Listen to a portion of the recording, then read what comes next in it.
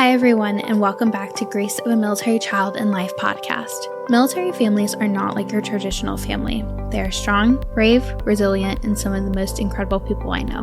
My name is Gracie, a U.S. Army BRAT, and I am your host.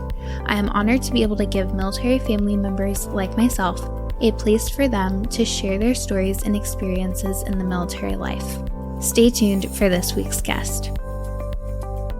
Hi, everyone. Welcome back to a new episode of Grace of a Military Child and Life. Today, I'm here with Jalyn, who is an Army brat. So, Jalyn, welcome to the podcast. How are you? Doing good. Thank you for having me. Yeah, absolutely. So, I think to mention too, because it is very notable, especially about your experience as you're a Gold Star child. So, so many things happen with that. But what was it like for you, growing up as a military child? So for me, I would say it was the best experience, like living on base, because it's such a tight-knit community. So we lived in a cul-de-sac. So we had a whole dance team. We would play wars with the versus different cul-de-sacs. Walking to school, we all walked to school in a group together. So at this time, I'm like 8 years old, walking to school, It's such a getting fun up. time to do that, though. Yes, like through the rain, sleet, and snow. Like we were in Washington Yes. State. Yeah. So we stayed at Fort Bragg. So yeah, it was really nice. But yeah. My mom was in the military as well. So Oh, that's so cool. I never knew yeah. that. Yeah, she got out when she had me, a little after she had me. So like we were moving then too, but most of my experience that I remember is from Fort Bragg in Washington State. So yeah. Yeah, that's so cool. I Mhm, love, we lived in a little circle, but mhm, we had a playground behind our house. So it was so nice because my sister and we were really the only kids, but we would run out the back door and run and play on the playground.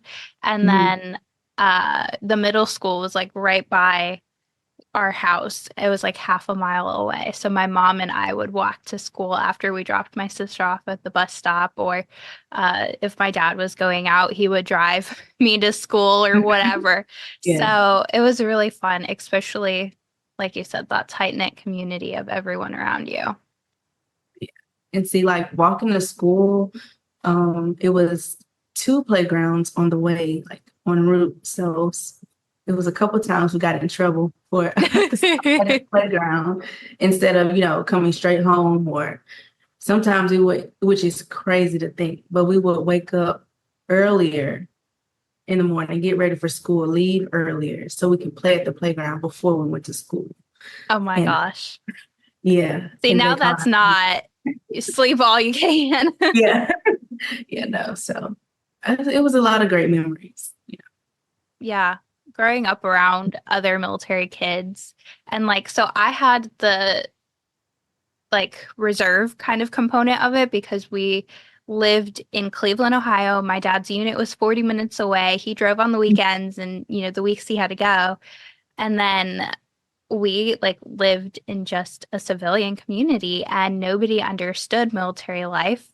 I always Mhm. used the example of when I came to school crying, say my dad, is gone for the month, or I'm such a daddy's girl that even just a week would tear me apart. So Yeah. saying he would be gone for, however long it was. And then all the kids would be like, why are you crying? Because your dad's gone. Like he's gone for the day. He'll be back at like 5 or 6, normal work Yeah. week. And it's like, Mhm. no, no, this is different. He is at a Right. schoolhouse right now. Like he is not coming home for a little while. And Mhm. so it's just having that civilian kind of side of it and then the military side of it. It is so much of a different experience living on base. Even if you live outside of a base, I think Yeah. it's still so different, being inside of those gates.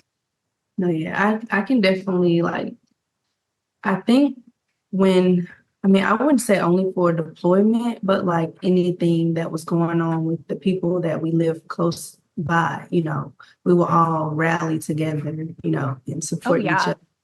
So I don't know what I would have done, like living off of base and having, Yeah. to explain to people or the kids like, oh yeah, my dad's gone. And like, like you said, what are you talking about? He's going to be Right. home. Like, no, he's gone for a year or six Yeah. months. They don't understand that. So yeah, that was nice. Yeah. Even like when my dad got hurt, it was like coming to school, having to explain that situation to my classmates and my friends because Mhm. it's foreign, it's not something that, if you live in Bragg or live in one of these big military towns where there's a base where you were experiencing injuries and casualties on a daily basis, you don't know. So when I come to school and I say, hey, no, my dad is an amputee. He barely has his other leg. Like, he's in a hospital. Like, I don't know when he's coming home. He's in Germany. Like, it's crazy going on. And they're like, oh, what? Like, how is this happening? You're moving to Texas? Like, when are you coming back? Yeah. Like, never. I'm probably never coming back. Like, I don't know. So Yeah. it's rough to explain those things. And it's Mm. not like there's a handbook or anything, handed to military kids and Yeah. families saying this is how to handle every situation.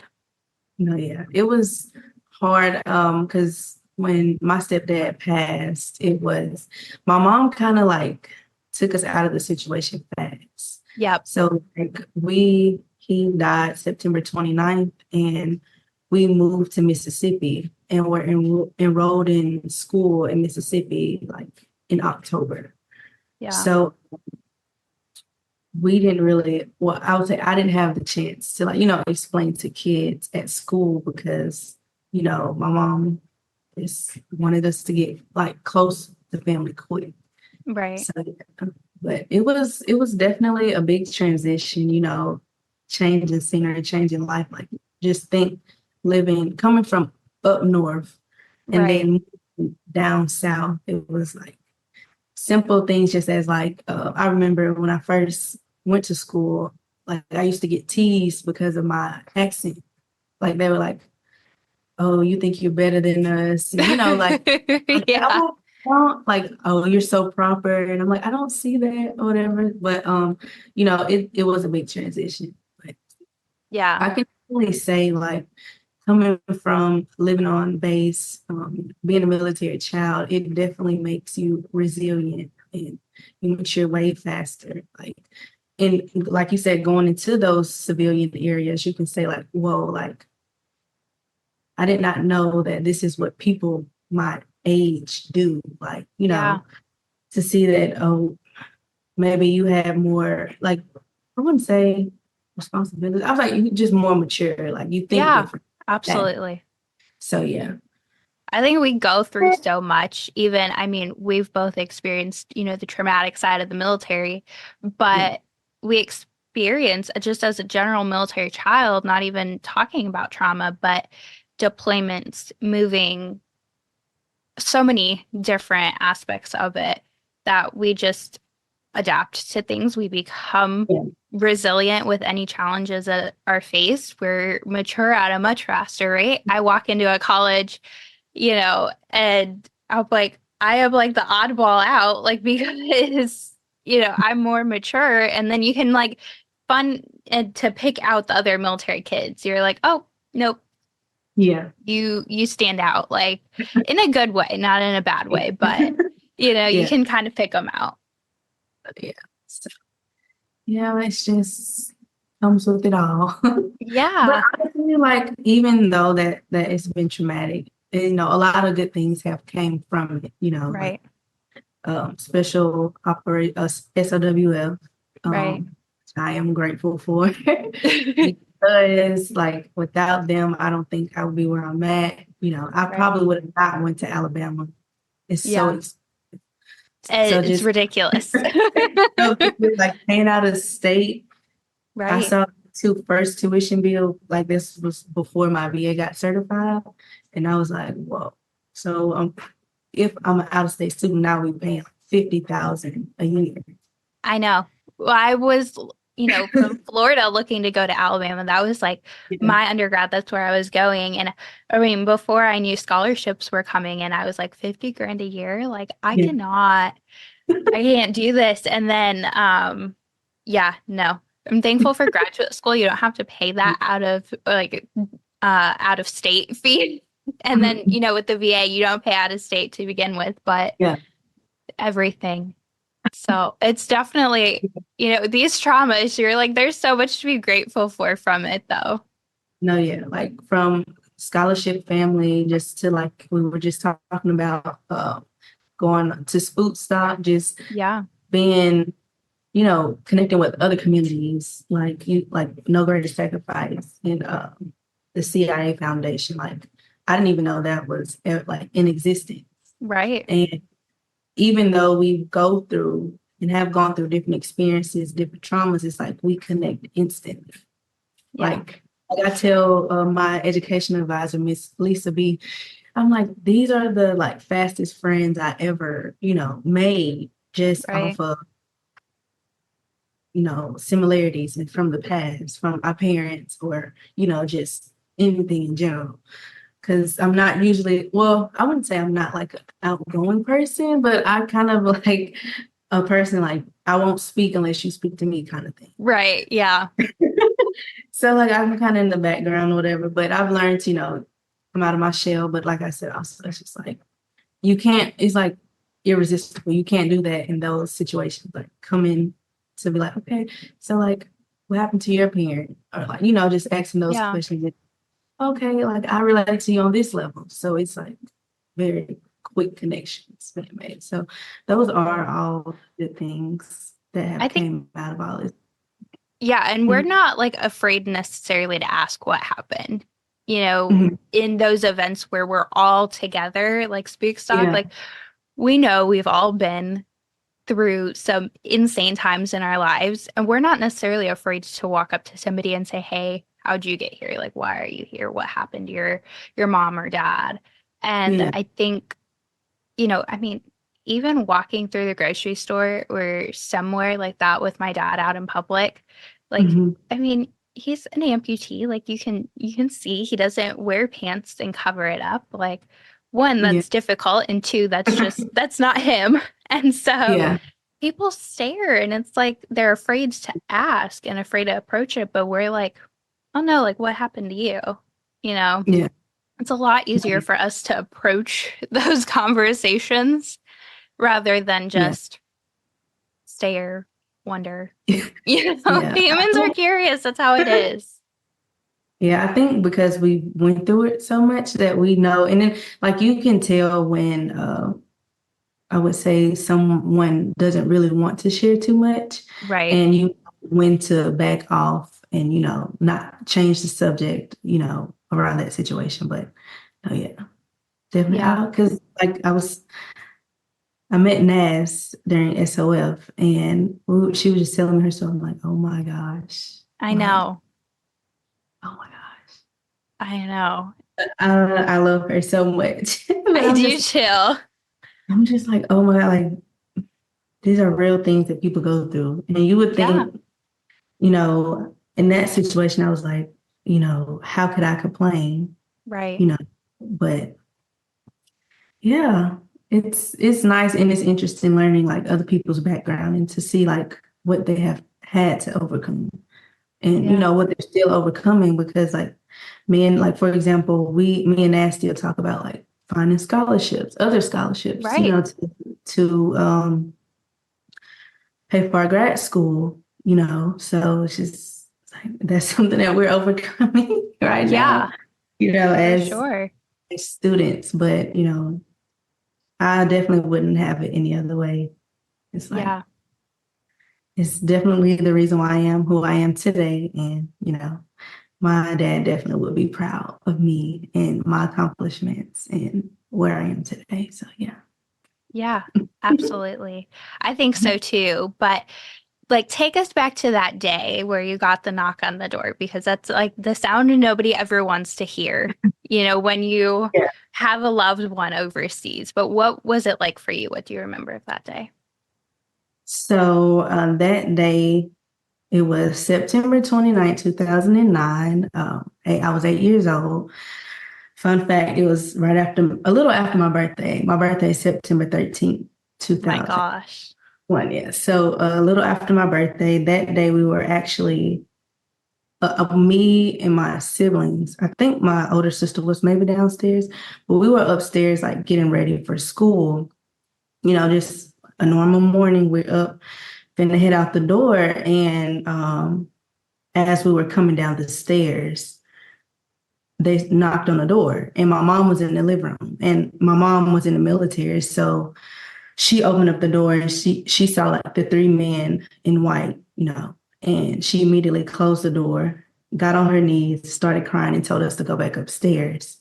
Yeah. So at that point, I would say I didn't really know exactly what was going on, but I'm just like, what's going on? Like we're supposed to be going like heading to school right now. Right. So, honestly, that's kind of like all I remember. And then like after that, it was just like everything was just so fast paced, like moving and Yeah. moving.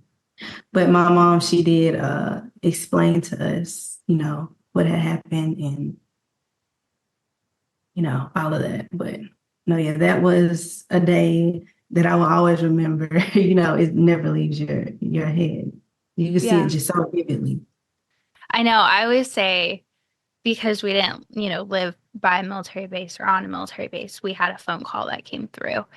And so it's the same thing. Like, I will never forget where I was standing. I will never forget where my mom was standing, my sister was standing. Like, it's like a clear as day picture painted in my brain, like Yeah, ingrained in there forever.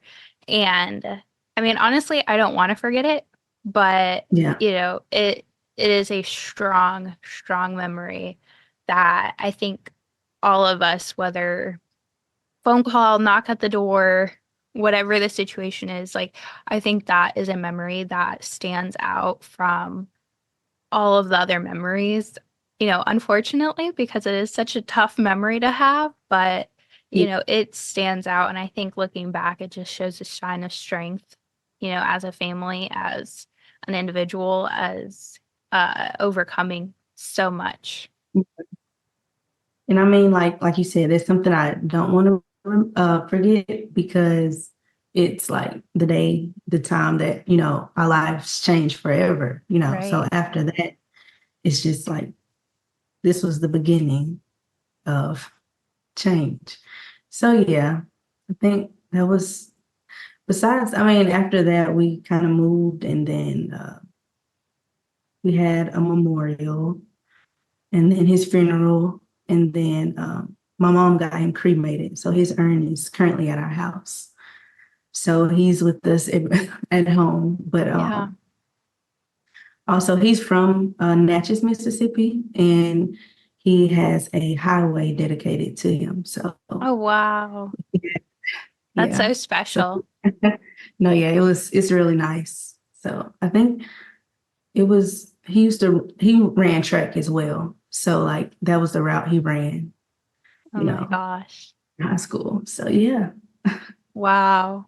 That is so cool. I love seeing, how these men and women are honored even after they're gone and seeing just the way that, obviously the family is carrying the legacy forward, but the way the rest of the community is carrying that legacy forward because, I mean, honestly, that's what, they gave their lives for this country, for freedom, for so much. And I mean, that's the littlest thing that we can do to remember them. Oh yeah. So well actually when he got killed in action, he was in the Philippines and it was actually a mission they were over there building a school for the children. Wow. And the Humvee had ran over a landmine that was placed, I guess, en route or somewhere in the ground. Mhm. And after that happened, they actually dedicated the school. They named the school after him over there in the Philippines. Wow. Yeah. Oh my goodness. So there's like a little piece of him, Yeah. still over there. No, yeah. Wow. That is, that's so crazy to think about No, too. yeah. Because I was like, that is so nice. Like I Yeah. seen a picture after it was done, and I was like, wow, like his memory will live on, you know. Yeah. It wasn't even like an American soldier, right? In the Philippines helping to build a school. Like they had no, obligation to Yeah. honor him and name the school after him, but you know, they, I'm not going to necessarily speak for them, obviously, but Yeah. their gratitude and support from it, clearly Yeah. shows. Yeah, it's really nice. So yeah. Yeah, fun times as military kids, Yeah. and that's the thing is we go through so many different things, the good, the bad, everything. And that just molds us to who we are, like you said, that we become these resilient, young adults now that are off accomplishing so many things. You're in grad school now and here we are just changing the world one one step at a time the way that we can. No, yeah. And I am in grad school now, but this summer I will actually go back and be a mentor for SOWF Oh, for that's awesome. yeah, so the for the upcoming juniors, I think sophomores and juniors in high school. I think it could be seniors as well. They're getting ready to have their conference for college, get ready for college, and I'll be able to go back and give back to SOWF and help mentor those kids, which is really nice. It's like a full circle moment because I was Yeah, once in their shoes, going to these conferences in Tampa, getting ready for college for right. undergrad. And now I get to go back and serve these kids and serve as as give them good guidance Right. on, maybe how to navigate issues or just anything, give them any kind of advice I can. So yeah, That's like the you best too. said, no, yeah, like you said, like a lot of good things have came out, of this situation. So yeah. Yeah. Being able to give back, that's like no greater sacrifice. I do everything I can, Hmm. to support them, to support the current scholars, because, they've supported me so much. And I mean, they're not the only ones, so many Yeah, yeah. organizations. And Hmm. so everyone who has supported me, like I like to try and do what I can, to give back because I've always been the one like I don't like when people just hand me things. Like I Yeah. I don't need it. Like I can work for it myself too. Um, but I mean, I always felt like I didn't do anything for it. I was like, I'm just a child, like my dad did it, Yeah. But then you take a step back and think, and it's so great to know that these people honor the children too and respect the children and what they did. But then I always feel so guilty. And it's like finding a way to give back, but then it's also such a fulfilling feeling of, No, like you said, that full circle, that, you know, cup overflowing. no, yeah, that's what I love to do, just in general. I like giving back in general. But Yeah. like you said, especially to the organizations that have helped me, supported me, not only financially, but emotionally as well through this whole process of school or just life in general.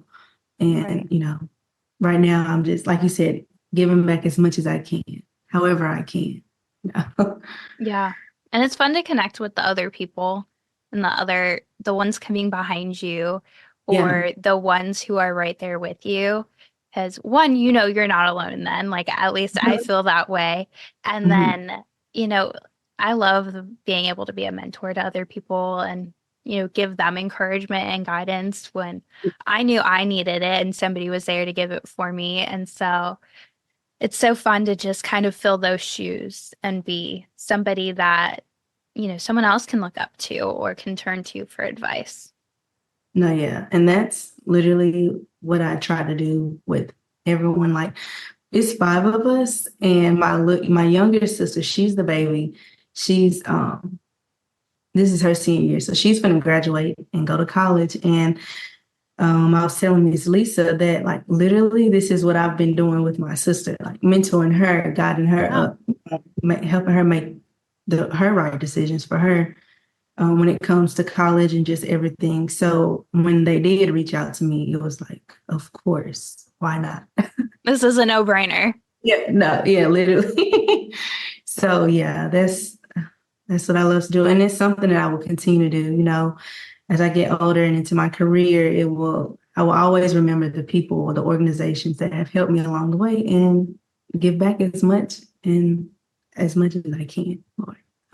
Yeah. It's like you said earlier, and it's something that I like live my life thinking is I'm just here to give back to those who gave me so much and Yeah. literally made me who I am. And so I look at it as military community as a whole some days, but then you can go into all the little nuances of a specific person, a specific group, organization, everything. It's so special that so many people will step up for us, especially as kids. And Yeah. then, I just it's a special feeling to give back and to meet the other people and then encourage them to give back too. Because I think Yeah. it's such a full circle moment for everyone. No, yeah, because like going to the like events such as Spook Stock, like you see, like you said, we go to different events and it's like, well, we're like really well respected. Like even though Right. we're the kids or young adults, it's like everyone is like, okay, what do you need? Like I'm here to help you. Like, Right. trying to help in any way they can. And it's like, wow, like you said, it makes you feel so special, Yeah. and it feels good to have that support. And like you said, it's not only in the military community, it's just like the organizations that are there as well. And it's like, oh my gosh, I feel so special. I know. And And that's the best part. Like, I yeah, mean, it feels so good to feel appreciated like that. But then yeah, just the networking and community that we've no, been yeah, afforded is the best. Being able to meet some yeah, incredible people from, business side of it all the way down to just other people like you and me. yeah, literally, like and that's like one of the best things that, like I said, came out of it. It's just like you said, sometimes you can feel like you're alone, but going to these things or, you know, uh, finding your community wherever you are, you'll see like, okay, I'm not alone. And there are other people out here like me. Right. And there are people out here that are willing to help, in any way they can. So yeah, Right. it's It's like not. the military flower is the dandelion. And Yeah. so, we all blow our separate ways, go everywhere. And Mhm. then, you know, we're rarely brought together. And that's Yeah. something like I want to figure out how to do more of is like events and bringing just people together Mhm. because like you said, you feel like you're alone. You go through these crazy circumstances and then as kids, we're kind of just dropped into adulthood, say, figure it out. Yeah. Uh, like I said earlier, there's no handbook. So you're kind of just dropped into life and Yeah. then figuring it out. And so having these people around you, having this community around you is just it's a breath of fresh air. It's relieving because you're not alone, even Yeah. though the next person might be like 5, 10 hour drive from you. You are still not alone. There are other people going through the same things that you are going through and have gone through. Oh, yeah. And it's crazy that you say that. Me and Naz, we were also talking about, I don't know how, what, where, but we were talking about like creating like a nonprofit. Um, Yes.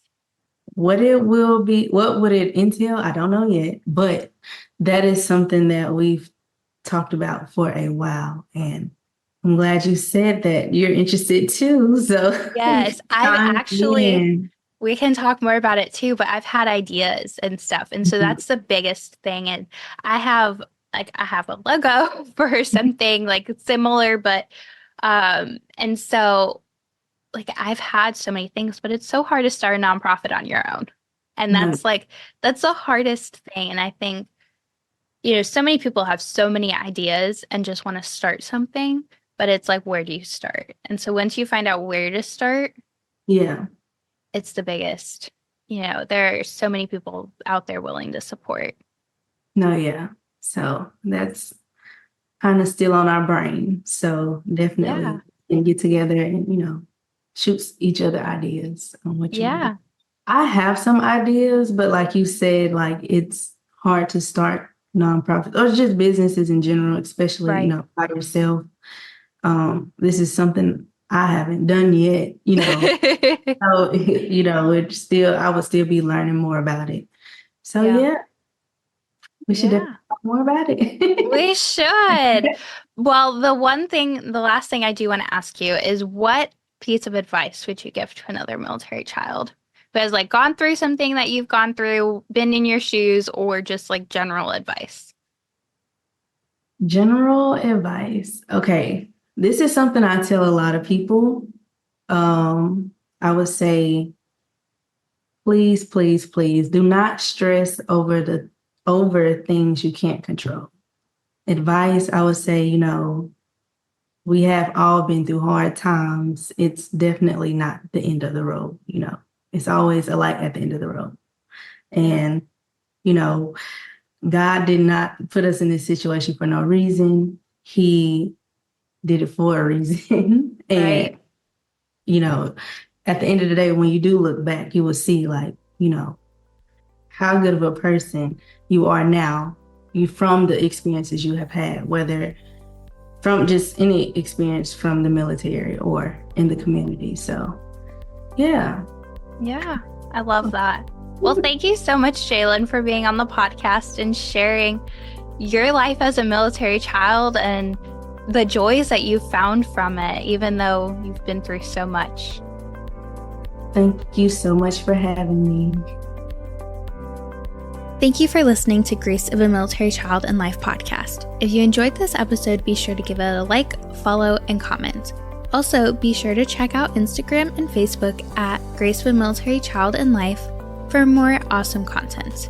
For information on the podcast, Military Child Bigs and Littles, Go AMCL blog, or other resources, visit www.goamcl.org. You can also email me at Gracie, that's GRACIE